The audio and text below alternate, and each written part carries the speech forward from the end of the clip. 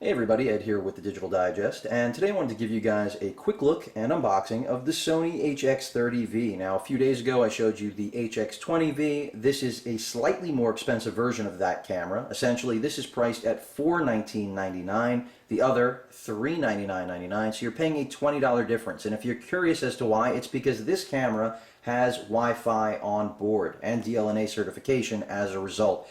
So, identical in every other respect, including the build, I'm assuming, but we'll see in a moment when I unbox it. However, big difference is that the 30V does have Wi-Fi, so you can upload to your pictures straight to social networking or to your device of choice that, of course, is Wi-Fi enabled. So, with that said, as I mentioned before, specs exactly the same as the 20V. You've got that 18.2 megapixel sensor as well as the 20x zoom.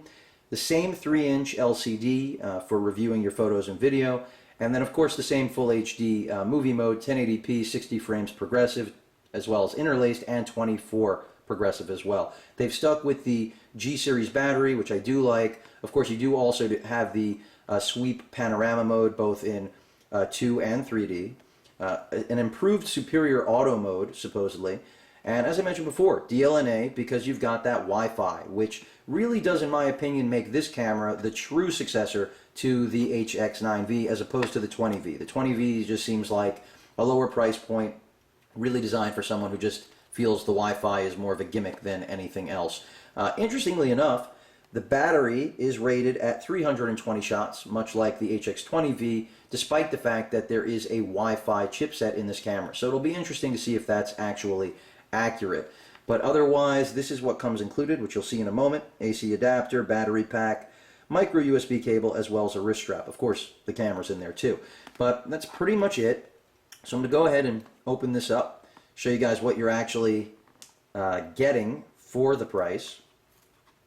If I can get it open, it looks like it just peeled straight. Alright, I got it.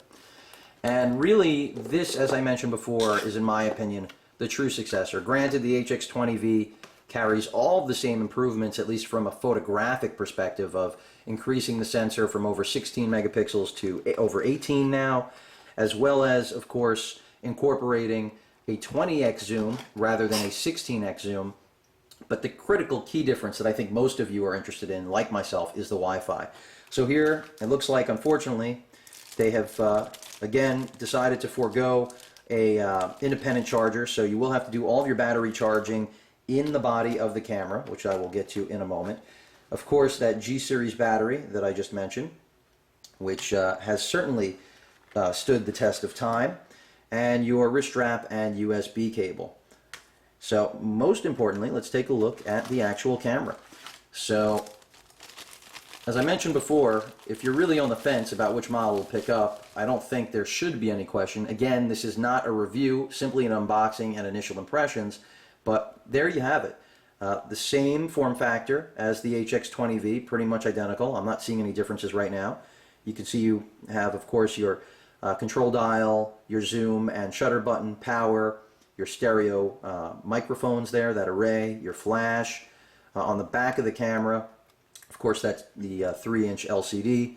It does look like the play button has moved, which it did on the HX20V as well. Also, the thumb grip a little bit smaller, but pretty much the same layout of buttons. Your HDMI port, wrist strap.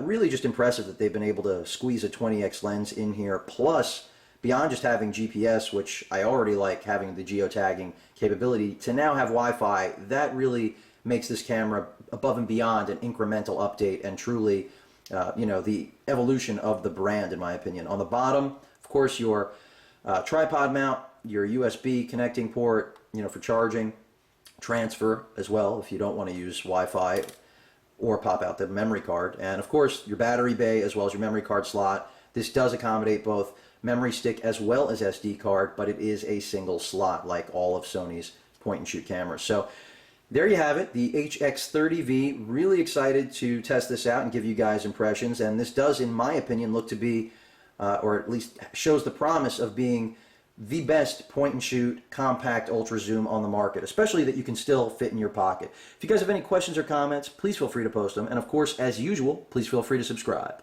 Later.